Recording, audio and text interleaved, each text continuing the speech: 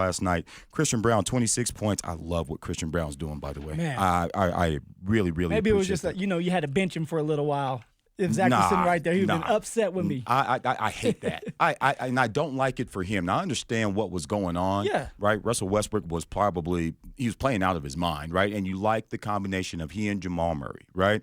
Good off the ball, good distributor. And the two-man game between Jokic and Westbrook. Pushing Malone, the pace. Exactly. Michael Malone said it was the best in the game. I understand what was going on. Christian Brown has been going off for 26, 24, getting 10 rebounds. He's been going crazy. Don't put me back on the bench again, Michael. Don't do it. He said it, though. He said, hey, I'm going to earn my spot back, and then I'm going to show why I should keep my spot. And that's what he's doing. And he's playing the best ball of his career He right really now. is. So I'm a huge Christian Brown fan. Julian Stroughton went for 18. Now, Jamal Murray went for 17 points, and I'm not mad at it, right? Because Nikola did what he did and Christian did what he did, and then you got some returns off the bench. You get a 14-point contribution from a guy like Jalen Pickett. I mean, that's a night where Jamal Murray doesn't have to do a whole lot in order for that team to win. My problem is Jamal Murray, eventually there are going to be some nights where you win, like the Dallas night, right, where you win because Jamal Murray had a game, right? Yeah. And it has to be the case. I don't know how you force that, but eventually you're going to have to look Jamal Murray. If you're Michael Malone, Jamal Murray in the eye and say, I need you to go out and win this game for me. Well, Jamal has done it capable? before. Oh, Is he still there, right? Come on, Kyle. And I know you're just asking the question, but he's very capable. He is the reason why when he's at his best, and we're talking about Jamal Murray, when he's at his best, you win a championship. Jamal Murray, even last year in the playoffs, had moments. We're talking about game-winning moments, multiple of them. It's in his blood. Now, for him, it's like getting in shape, continue to get in shape. Now, last night against the Trailblazers, he got ejected with a ticky-tack foul. A ticky-tack, like talking back, whatever you want to call it. Right, when he should have got ejected for throwing the heating pad out. Exactly. I'm just – No, you're right. Like, my man threw a heating pad. He didn't get ejected, but gets ejected for saying talking something. trash. You know, and so if he didn't get ejected, my guess is he would have went for at least 22, 23 points. My man's averaging 20 points a game now, Kyle. Okay. Now, here's the thing, right? Let me reframe the question. Please do. Because we know that he has the clutch, air quote, clutch gene, right? He can make that final shot. He just thrashed the Lakers doing that, right? Even AD said it, Jamal Murray made a shot, right? We know that he can do that, especially down the stretch. What I would like to see Jamal Murray do, taking the next step, is not have to deliver in clutch moments because he's played so well throughout the first three quarters that he doesn't have to rescue the team in the last 26 seconds, right? And that is something that that's why I'm asking, is he capable of putting the team on his shoulders and now taking them to a win that they're more accustomed to, winning by 7, 8, and not necessarily having to pull the rabbit out the hat at the end of the game? Tell me this, Kyle. How many points do you want Jamal Murray to have when you're playing against tough teams? What are you looking for? What are you looking for him to average, like for it to be a good day for Jamal Murray? It can't be 45 points every single night. It can't. But we got to witness that this year where it's in his bag. He can do it. He has to get hot. He has to feel himself, but it's in there. Right. So what are you looking for from Jamal? Well, I would love for him at some point between now and the end of the season to have one of those MPJ runs that we just witnessed over the last week. MPJ, 17 and 29 from three-point range, 58%. And then he's 38 points per game in the 3 games after that Charlotte Hornets game. 38 and points. You're talking about MPJ. I'm talking about MPJ. I would love to see him do that one of these times, right, to show, listen, let me take some pressure off of Joker. MPJ, you don't have to be the guy tonight. I don't need Russell Westbrook to play out of his mind and be the guy that's running up and down the floor. I'm going to put the team on my back, and we're going to win games because Jamal Murray came to play that night. Well, aren't you seeing that a little bit? For 4 quarters, though. I need it for 4 quarters. That's my thing. I'm not mad at him for being clutch, and I'm not trying to take credit away from him. Yeah. But do you have to be clutch if you play well for a whole game? That's what I'm looking for. Well, but you also have to understand that you're playing against good teams as well. It's going to come down to the end. It's going to come down to that big shot and who can make the shot and who's going to miss the shot. So, but I understand. You want Jamal Murray to be consistent throughout 4 quarters of basketball, which is like you're getting ready. The $207 million has not kicked in yet. So you're paying this player like a top dog and you want him to play like it every single night, I believe that we're getting ready to see that. Jamal Murray in the past 5 games, 6 games, I mean, he had 17 points last night, but he got ejected before the fourth quarter, so who knows what he would have scored there, and they were blowing him out. All right, he had 30 against the Sun. He had 10, but there's context to the 10 points he had against New Orleans because MPJ went crazy. All right, he had 20 against New Orleans before that, and then he had 20 against Charlotte. Like, he's starting to put together games. He's starting to kind of get back into shape and starting to shoot the ball with more confidence, and that's all you ask for. Okay, you're a believer. And I was listening to you on the radio yesterday before I got here and had to set things straight. And now here we are again. We have no choice, Kyle. If we are going to win a championship, Jamal Murray is going to have to be at his best. I'm a believer that Jamal Murray is getting ready to turn the corner. Finally, it seems like MPJ is turning that corner before he got hurt or has hamstring tightness. Christian Brown is playing his role to the fullest and more. I'm so proud of him, and I said that yesterday. I'll say it again. Like, it's fun watching Christian Brown play basketball. You have Westbrook, if he can come back and stay healthy, coming off the bench now. AG needs to get healthy. But if Jamal Murray starts to play good basketball, it can average 23, 24 points a night when it comes down to the bigger games. We're talking about the tough games. We're talking about the Timberwolves, the Knicks. We're talking about the Kansas City Thunder, OKC. Those are the games that Jamal needs to show up to. But MPJ needs to show up to it as well. Christian Brown, everybody needs to show up for those games. I trust and believe that Jamal Murray will get it done. He needs to get it done. I think it's a great day to have the conversation because Brandon Ingram, who was recently traded from New Orleans to Toronto with the Raptors, signed a new deal, got 3 years, $120 million. Now, on average, not anywhere close to what he was, the max that was on the table for him in New Orleans, but the club and they didn't feel good about signing the deal, right? Yeah. Which might explain why he gets moved in the middle of the season the following year. But Jamal Murray was in the same exact position. Remember, they were the last 2 stars to not sign that deal. Denver does, New Orleans doesn't, Toronto gets him on the cheap, and now here you are. You have to believe in Jamal Murray because you can't do nothing else because the ink is dry on the contract, and I don't like being in that position. Well, that's Calvin Booth for you.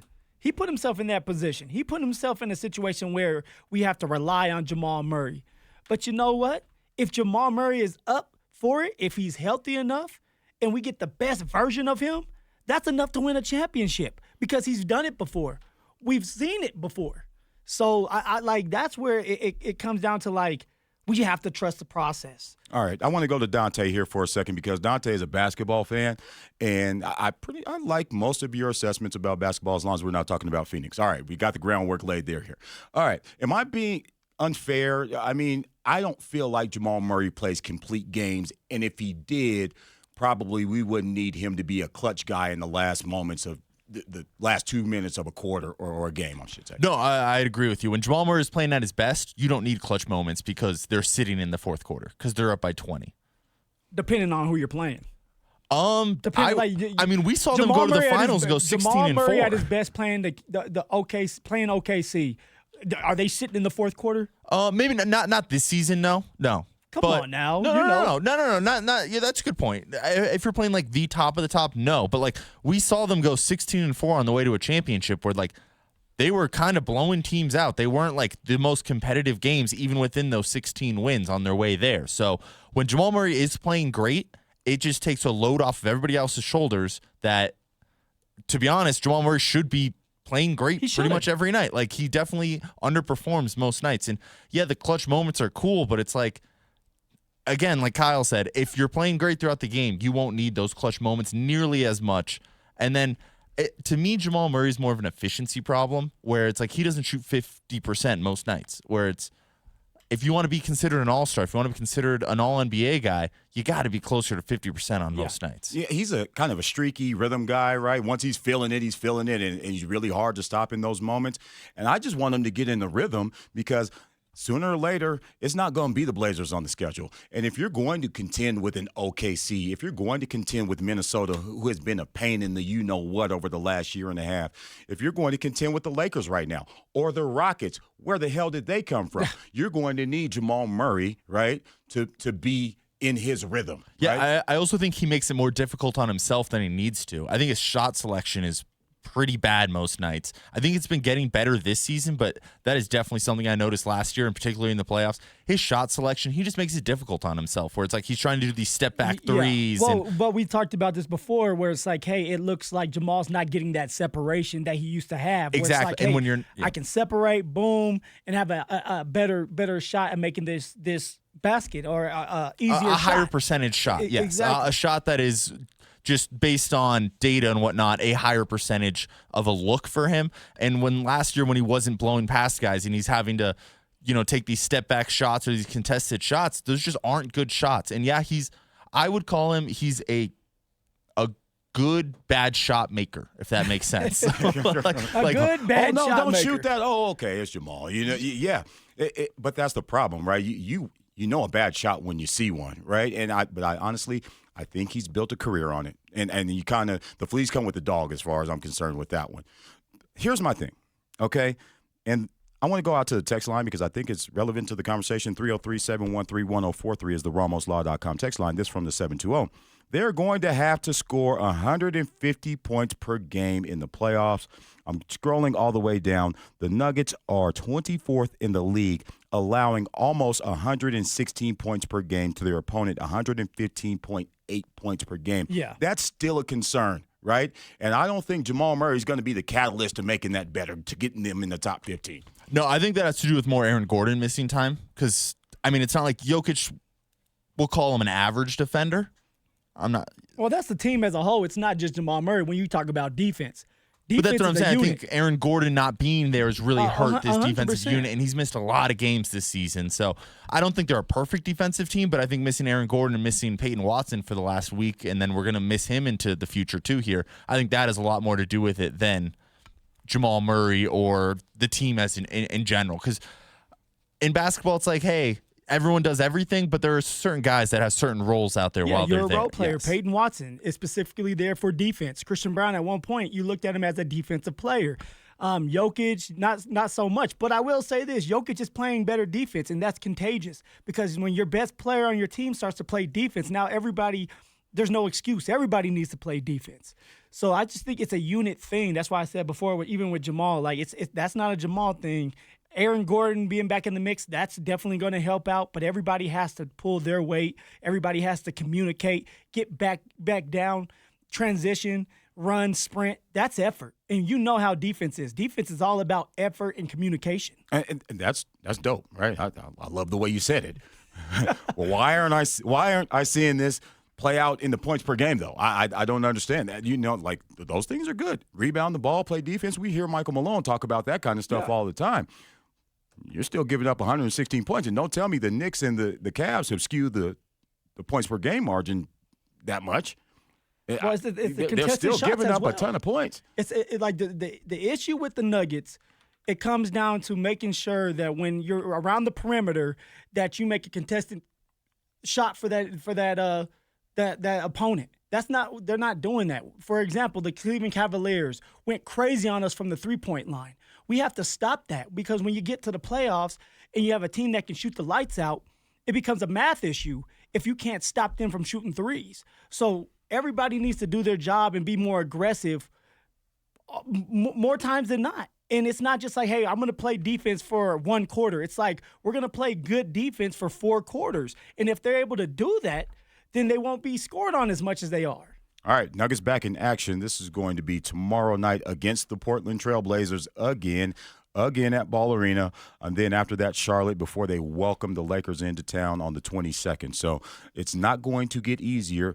After the Lakers, by the way, Phil, they go out on a, 4-game road trip. Starts in Indiana, Milwaukee, Detroit, who's playing better, by the way, and then they finish that road trip at Boston on March 2nd. So we're going to find out whether that rhythm, whether Jamal Murray gets in rhythm pretty soon here, and it's going to be within the next few weeks because that Boston one is definitely going to be one for the ages, or at least I hope it is, because I'm tired of seeing them go up against what we consider now the best in the league, OKC, Cleveland, Boston, and just flat out looking like they don't belong. No, it's time. It's time to take that next step, and I believe I believe they will. They'll go and they'll go on that road trip, and they'll have success. All right. They'll have success. Let's go out to the RamosLaw.com text line. We asked earlier in the show, is SGA behind Nikola Jokic, or is Nikola Jokic behind SGA in terms of MVP votes, or even as it stands in the media, or maybe even amongst the fan base? This is from the 720. Hold on one second. When we refresh this thing, how does this work? All right, let me read this one first, and then I'll circle back around to that one. All right, this from the 720. It's Malone's job to win now. Booth is tasked with winning forever. Different goals as it should be. This is referring to the question that are Michael Malone, Calvin Booth on the same page? Is Calvin Booth fielding one team while Michael Malone is fielding another? Like, how do they get those visions to kind of meet in the middle so that you can move forward? I mean, at this point, Kyle, like they're not going to be on the same page. Calvin Booth is in the fire right now with his boys. He wants to win right now. He has to take what he has and Michael Malone. Take what he has and run with it. And for Calvin Booth, it's like, hey, it's a patient game. It's a waiting game. It's like, let Julian Strother develop. Continue to let Christian Brown get in the rhythm. And for Michael Malone, it's a now. And that's why Michael Malone probably wanted the Westbrooks, wanted Dario Saric, somebody like that. Can we be honest, though? Like, I think head coaches in the NBA, they have to win now, because you don't know if you're going to get tomorrow, because we all know that the guys that are banking the $200 million and even $100 million, they're going to be the last one out the door. NBA coaches are absolutely interchangeable. So Michael Malone has to win now, because I don't know that he's going to get a chance to see Calvin Booth's vision 4 or 5 years from now. That should be his mindset. Well, so what you're saying is Calvin Booth's going to get another opportunity. You have to remember, Calvin Booth, if he does not sign back with the Nuggets after this year, he is out the door. Do you believe that Calvin Booth is coming back? All right. Well, we're having a real conversation. Me and you. Okay. All right. Let's get down to it. Well, if the Nuggets don't reach the Western Conference Finals this year, is that what everyone's expectations is? That setting the bar too high? No, I feel like bar too high. It's fair. What you think? It's attainable. I think that's where attainable is what? I'm confused what context you're bringing this up in. If the Nuggets don't reach the Western Conference Finals this year, whose fault is it? Is it Calvin Booth or is it Michael Malone? And then I think that tells you who's going to be out the door. You're saying like that's the bar in terms of like you would see it as unsuccessful. Fair? I think that's fair. As a peak. I think that's fair. Okay. Drew back there, is that fair? I think it's fair. Yeah, I think it's totally fair. Okay. I think that should be at least the bar. All right, so the bar's set. Phil, if they don't reach it, is it on Calvin Booth or is it on Michael Malone? Whose fault is it if they don't get to the Western Conference Finals at minimum this year? I'm still going to go with Calvin Booth. Okay. He is the one. He is the general manager that put the team out there. Okay. And he is the one that say, hey, this is who I believe in. Michael Malone, go out there and win with them. And I'm going to throw you a bone. I'm going to put an old guy, a veteran, because you love your veterans, in Westbrook. But I'm going to put it on Calvin Booth because now you have to have someone like Julian Strother that's going to play in the playoffs because you didn't make any moves before the trade deadline. And so now you're looking at – how are you going to set – like, to me, it's like, how are you going to set Michael Malone up and say, if you don't get us close to the top, it's on you now? When you're the one pulling the strings, you're the one that's going out there and getting the players to help this team out. And then Michael Malone's job is to coach these players up and put the best players on the court and do the X's and O's of basketball. I think that's the head coach's job, right? So I get the groceries. It's his fault if they lose. You make the meal. I don't know. That's why I'm asking the question. To be honest with you, I'm just referring to the guys that I think are a little bit smarter than me. I'm just saying, here's how I view it, right? And so you're saying basically Calvin Booth probably doesn't get re-upped, and you're looking at a new general manager next year, somebody at the front of the organization now picking the groceries. Is that what you're saying? Yeah, if they don't get to what you were saying, right, the Western Conference Finals, whose fault would it be between Calvin Booth and Michael Malone? Calvin Booth's contract is up after this year. Michael Malone is still under contract. I'm going to go with Calvin Booth being out the door because he is the man in charge. All right, out to the text line here. Okay, this from the 303. Not Malone. He's not the one. Now, this is one I didn't factor in. This is from the 406. It's on Jamal Murray if he shoots us out of the gym. I think that's part of the equation. Unfortunately, you're not getting rid of Jamal Murray, right? That's not an option, especially, obviously trade deadline has passed. But that wouldn't have been an option this year because of the contract, right? You're kind of okay. So who gave Jamal Murray that contract? Oh, Okay, this is you completing your Calvin Booth Exactly. argument. All I'm saying is, like, who gave Jamal Murray that lucrative deal, $207 million, and the contract has not kicked in just yet? All right, and this speaks more to the expectations on Jamal Murray, who I didn't consider as a factor in this conversation, but I think, we started talking about Jamal Murray, so perhaps we should include him a little bit more. This is from the 415. Minimum expectation for Jamal versus other playoff teams. Not against the Blazers, not against the Hornets, not against the Bulls. Okay, I get it. Should be 20 to 25 points per game, 5 to 6 rebounds per game, 8 to 10. I think that's probably not Jamal Murray. 8 to 10 assists per game. No, that's not Jamal. Yeah, that's probably you're probably not going to get the assists, but I don't think 20 to 25 points per game is out. It is far fetched in terms of expectations for Jamal Murray. Well, look, I don't believe Jamal Murray. You tell me a year where Jamal Murray was averaging 25 points a game in the regular season, like that. You have to understand. I don't believe he has, and that's why I said, okay, what about 22, 23 points a game? Like, would you take that? I'm okay with 22, 23 points. He's averaging 20 points now. He's starting to heat up. I'm okay with that. I'm not going for the 25 points. That's not Jamal. And we have to understand that. But can Jamal get to the 22 points? Can Jamal make the clutch shots? Can Jamal clean up his game defensively and make better decisions when it comes to shooting? Yeah, he can. And if he can do that, we'll be in better shape. We'll be able to help Jokic out. And then people like MPJ need to continue to pull their weight. MPJ has been doing a great job, and Christian Brown has too. And I don't feel like Christian Brown's going to let up. Christian Brown's only going to get better as time goes on. I think the fan base is as conflicted as we are here. This is from the 720. This team is talented. Failures will be on Malone. All right. So there's one for Malone. All right. I hadn't thought about this and probably won't think about it again. I'll read it anyway. This is from the 720. Jokic, he's the best player in the history of history of players. I was going to say in the history of Nuggets, but the texter wrote history of players. I don't know if I would go that far, but it would fall upon Jokic. I think that's unfair, right? Because he's carried the team this far, right? I need somebody to help toe the line just a little bit. I don't think Jokic averaging a triple-double every single night. We can't. He's not a factor in this conversation. No, right. we know Jokic is going to show up every single night and give his best effort out there. It's not about Jokic. It's about everybody else doing their part to help the Denver Nuggets win. All right, this from the 970. Booth is gone. Jokic and Malone are ride or die.